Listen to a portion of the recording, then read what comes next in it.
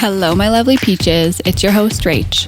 Welcome to your midweek mindfulness motivation, because it doesn't have to be a Monday to start bettering ourselves.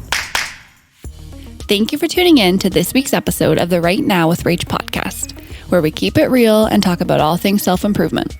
I am so happy you are here, and I am so proud of you for clicking on this podcast, because I know it means that you are taking steps forward in your journey of personal growth. So welcome, you beautiful soul. Hi, my beautiful souls. If you're new here, then welcome. I am so freaking happy to have you. And you've joined at quite the episode. Because, this is not going to be an easy one today, Peach. So get your cocktail, get your mocktail, not if you're driving, and strap in. When I was making notes and thinking about our previous episode, Toxic Energy Part 1, thinking about toxic energy and how to deal with those people in our lives, I realized we all also have to look in the mirror and recognize what level of toxic energy we may bring to the table. You might not necessarily be a toxic person, but I can almost guarantee you that you have a toxic tendency or multiple tendencies that you might not even know about. Okay, and today, if there is any day, Peaches, today is the day I need you to keep your most open mind and be the most permeable to the truth. Because, in my opinion, the majority of us have at least one form of toxic trait, including me. Dude, I am fully in this with you, so I am not perfect. So I would love for you to be the most honest with yourself as possible and acknowledge what role you play in this conversation, okay? And the foundation of this conversation is the golden rule. That's what I want you to be thinking about kind of the whole time. That should be your driving force. To want to acknowledge your toxic behaviors and work on them. Like, ask yourself, what does this feel like when it's done to me? Would I want what I'm doing to come back on me from someone else? Yes or no? There are many examples of what toxic energy looks like, and a lot of us likely don't even realize we're doing them. I know that most of us don't set out to be toxic, and that's the kicker. Toxic people don't know they're toxic. That's generally what makes it so difficult to communicate with these people, because they don't know that's their behavior. They're a lot of times incapable of seeing that their behavior is toxic. And like I said, you have toxic traits too, but don't feel bad. Let's just work to gain the realization and better ourselves. No need to be sad about it. Like I always say, you're human and you're here, which means you're not a bad person, so we're good. As long as you can admit the truth to yourself, no matter how shitty it feels in the moment, to realize that you exhibit habits that you don't like in others, then you've taken the biggest step to changing what you want to change. Okay, first I want you to consider someone, or think about someone or multiple people, I'm so sorry, in your life that you consider to be a toxic person. Okay, we did this last week, but it's been a week, and even if you missed it, we'll do it again. Okay, so think about what makes that person toxic.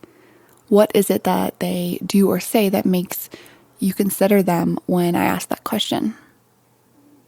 Okay, so there are a lot of traits in other people that we consider to be negative or harmful.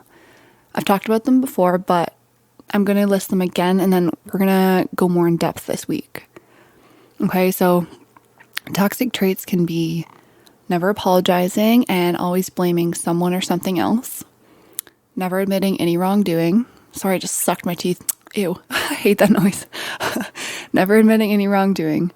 Manipulation, big one. Having a different face or personality around different people. Making you prove yourself to someone by them putting you in weird positions where you have to choose them over something else. Not being genuinely happy or supportive when things are going well, but that person is always there when you're down or you have issues or drama in your life. Being judgmental, constantly bringing up past mistakes over and over again, even when it seems irrelevant to the conversation, making someone feel like they always have to defend themselves instead of actually talking about the issue at hand.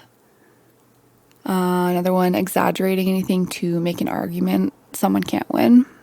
Acting superior to others. Constantly playing the victim.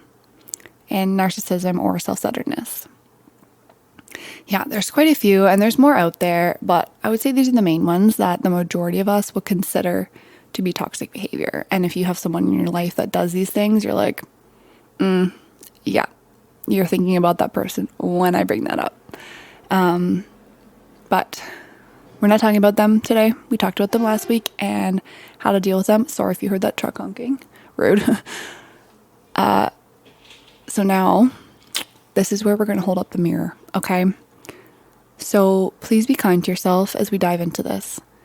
Be forgiving, gracious, and compassionate, because just know that if it makes you feel like crap, then you're not a bad person. Bad people don't feel bad about the bad shit that they do. So it's okay. Just answer these questions and think about these conversations that we're having honestly. And as long as you promise to take steps to undo these toxic habits, then you most definitely cannot be considered a toxic human being. I love you. Let's go. Oh, actually, also, I'm not telling you that you have to change. Like, you absolutely don't. I cannot determine that. I'm not the high almighty. But you're here because you want a self-improvement, helpful mindset podcast. So if any of these scenarios ring a bell to you, then I do want you to consider making a shift. You know, that's why we're all here. We all want to be the best version of ourselves that we can be. So I'll leave that in your court. So, number 1, think about a time when there has been a conflict with someone and that other person pointed out where they felt like you did something not ideal or said something you shouldn't have or made a mistake. Okay, did you automatically get defensive and argue against the fact that you did that? Like said, well, no, there was like this thing that happened, so like I just had to do this. Or it wasn't like that at all. And this person said or did this, so like that's why I did that. Like, do you deflect the attention onto something or someone else when someone brings up something that you did? Is there a reason you're blaming as a cause for your behavior? Yeah. Most of us justify our actions like that was the only thing you could have done in that situation. But really, there's more than one way to deal with something. And I've 100% been guilty of this. Last week when we talked about my toxic roommate from university and how she had the Instagram password for one of our friends, and she went on and was reading her messages and stuff. Like, she made me swear not to tell that friend that she was doing that, and I didn't until shit hit the fan. And that roommate was like, I knew she was going to be out of my life forever. And I justified the fact that I didn't tell her by reasoning that this roommate was terrifying and got so intensely mad about everything, and I just didn't want to piss her off. I was scared of her. I made a promise to her, I didn't want to break that. Like, when in reality, I 1,000,000,000% should have told my friend the second I found out about it, because I would want to know instantly, and I would be upset if my friend didn't tell me that information. But I couldn't admit it at first, and I didn't want to be in the wrong because I didn't want her to be mad at me or upset with me. But honestly, it ruined our friendship, and to this day, if I could go back and do it over, I would tell her right away and not fear the repercussions if it got back to that toxic roommate. So I'm not innocent when it comes to portraying toxic traits, but I sure to hell have learned valuable lessons from my mistakes. Can you admit when you made a mistake, Peach? Or do you hold strong and run stubborn with your thought or action no matter what, no matter if you kind of do think you're wrong, but like you're like, no, I have to stand my ground? Can you say physically, I was wrong? For real? Everyone thinks that they can admit when they do wrong, but do you actually? If I were to say to you right now, Peach, you came over when you had a cough and you got me sick, and like it was just really annoying because like I can't afford to be sick right now. Would you say, oh fuck, I'm sorry, I was trying to pretend that I wasn't sick, like I just didn't want to admit that.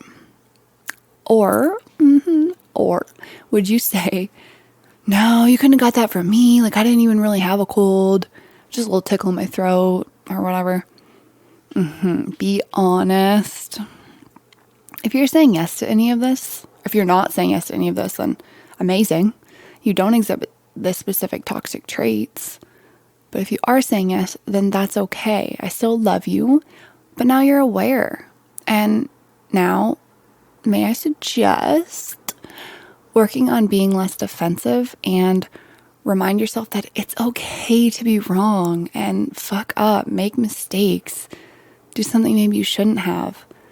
Like, it sucks to have that come back on you, and it doesn't feel good when you're wrong, but you're only human. And that's not a justification to use as an excuse for your mistakes, but it just means you're not meant to be perfect. Every single person makes mistakes, including me, including you, including your best friend.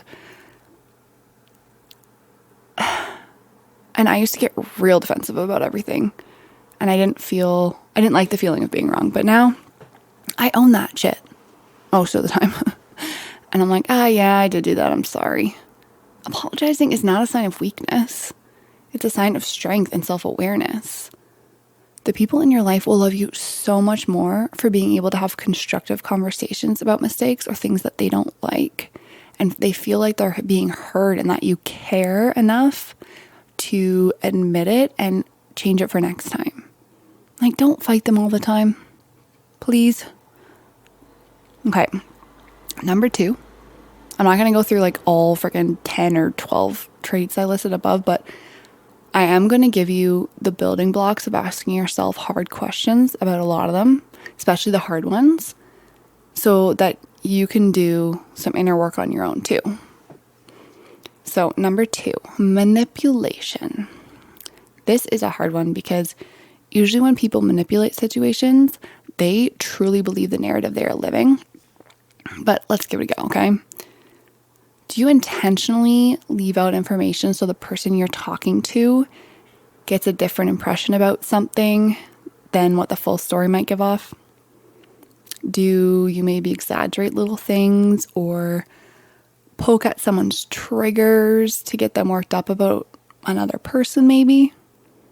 Do you go on social media and like specific posts from someone so that they'll think about you or ask you about it or ask someone else about it?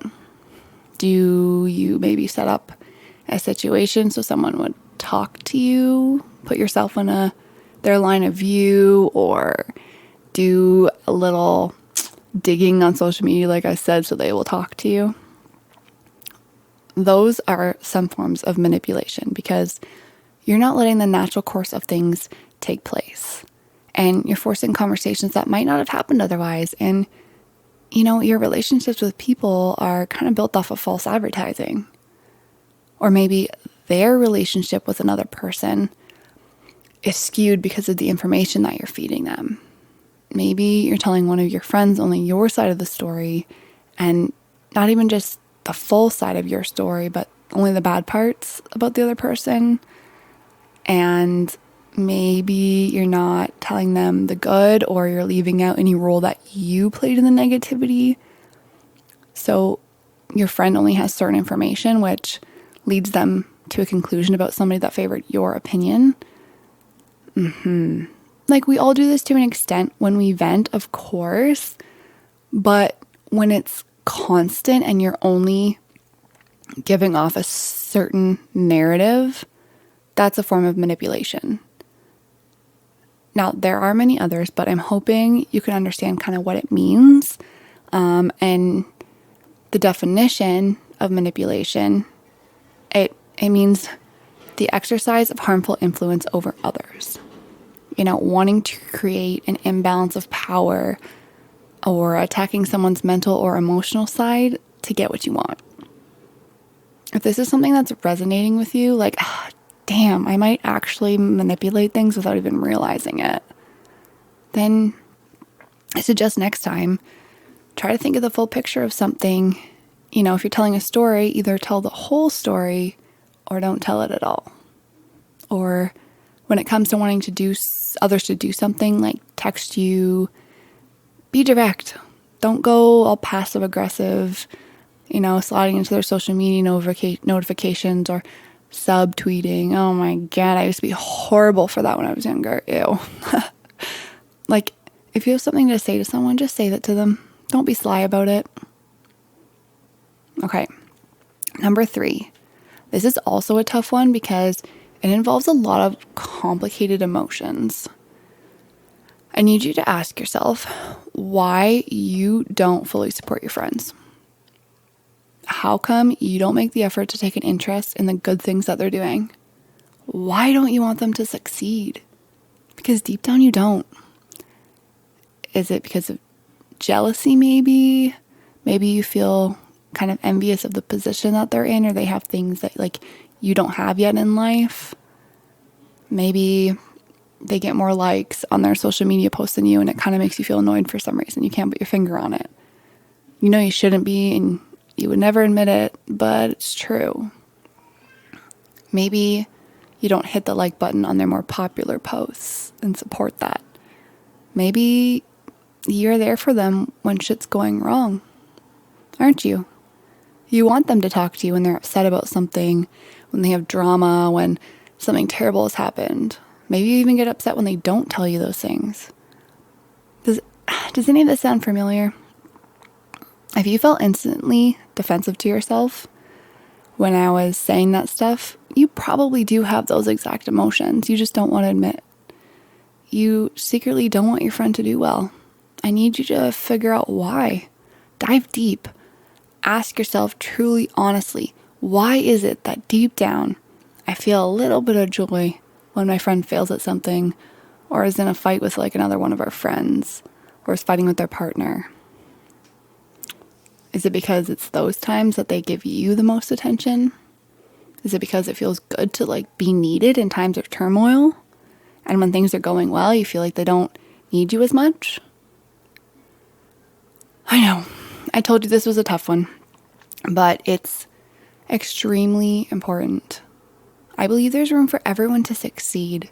We can all do our best and be our best and still uplift each other genuinely and feel happy for one another. But in order to do that, you need to dive into yourself first to figure out why that's difficult for you.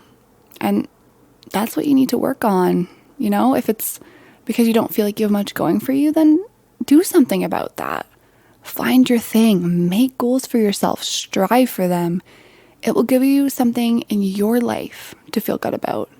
Then you'll be able to understand what it's like to have support and give it. Otherwise, Peach, that's a toxic mindset to be in for yourself, and it's a toxic behavior to be around for others. Even if you don't say it out loud, trust me, the other person can feel it. They know when you don't really want to see them do well in something. They can tell. I have a friend or two like this, and it sucks when you're doing really well or when you're like really passionate about something and trying to get it off the ground and they have zero interest in it whatsoever, or they maybe like talk a little bit of smack about it behind your back. Like, my podcast showed me that in some of my friends. I don't know what it is, but it sucks. It hurts. So don't be that person, okay? All right. Moving on to number 4. Are you judgmental? And do you act like you're superior to others? Oof. All right. We are all judgmental to one extent or another. We can't always help it. But number 1, do you keep your judgments to yourself? Because in my opinion, you should. We're all different and we all have different values, opinions, backgrounds, ways of living, morals, etc.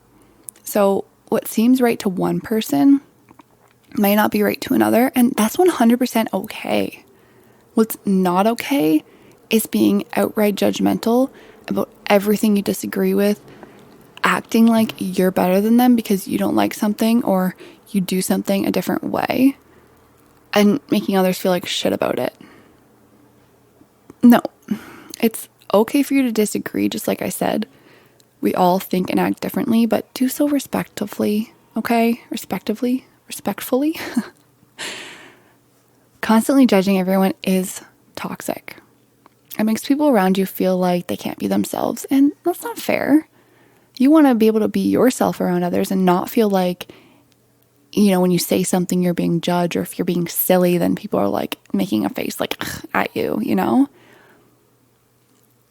You can work on it by reminding yourself what it feels like to be judged, right? It's that golden rule we mentioned in the beginning.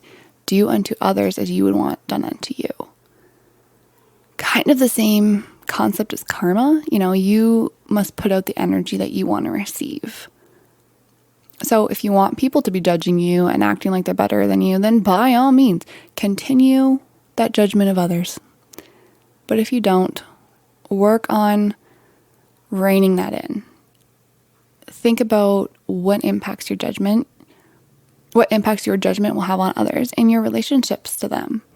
Ask yourself, how much do you really know about the person that you're passing judgment on, or the situation that you're making face about? Maybe what you see isn't what meets the eye. Isn't that the saying? Is that the saying? What you see isn't what meets the eye? You know what I mean. Kick the judgment curse, Peach. It's not cute. All right, last one. Number 5. Are you always the victim? This is one I'm trying not to portray judgment. For me, personally, this is one of the most annoying toxic traits for me. I know I've been guilty of this in some instances in the past, and I probably still do it once in a while. But damn, I have been around people that do this all the time, and for me, it's suffocating and it's incredibly toxic. Why? Well, it's impossible to have productive conversations with someone who constantly flips the script on you.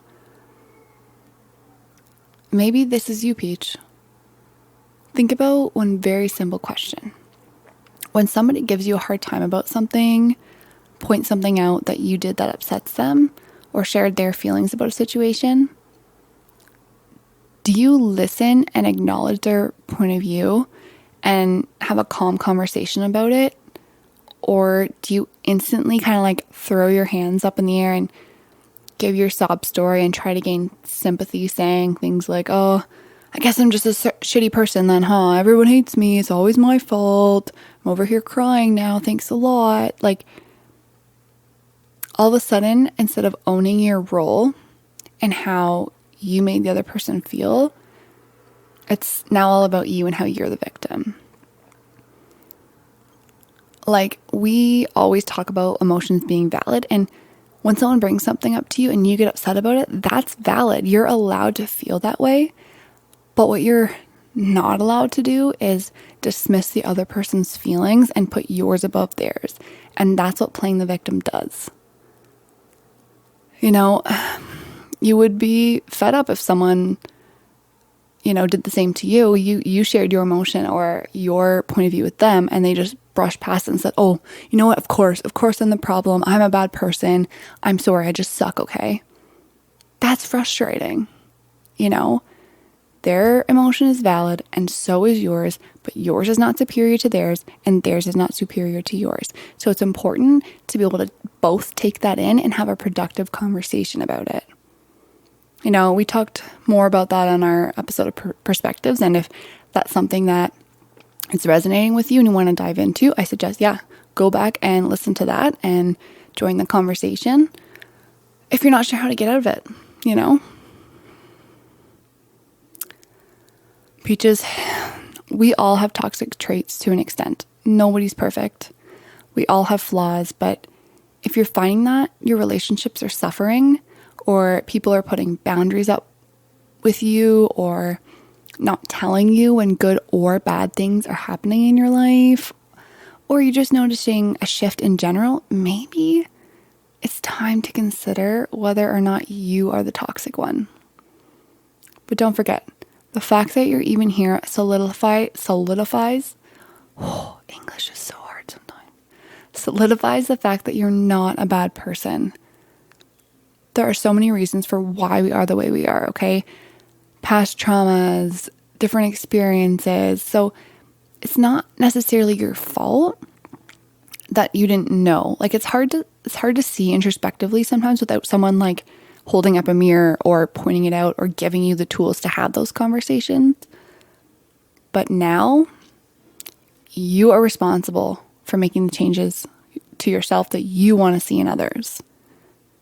Toxicity holds us all down, whether in ourselves or in relationships or friendships that we feel stuck in. The sooner we learn to deal with it in both ways, the sooner we can be happier, healthier, and live a more positive, empowering life. You don't have to stay stuck. You can implement changes for the better. So, that's all I have for you today. I know that was probably a tough episode to get through, and if you've made it to the end and you're hearing me talk right now, I am so freaking proud of you. I love you so much. I love that you're on this self-awareness, self-improvement journey. Oh, I will always support you. 100%. I am here for you. If you want to interact with me, if you have comments about this podcast, if you have more insight that I didn't share or I don't have, please interact with me. Follow me on Instagram at rach.leonhardt. That's rach.leonhardt. Now, I will leave you the way I always do, in reminding you that your direction is more important than your speed. A step forward, even if it's just one, is a step in the right direction and progress you should be proud of. You are beautiful, you are smart, and you can do anything. Talk soon, peaches. Mwah.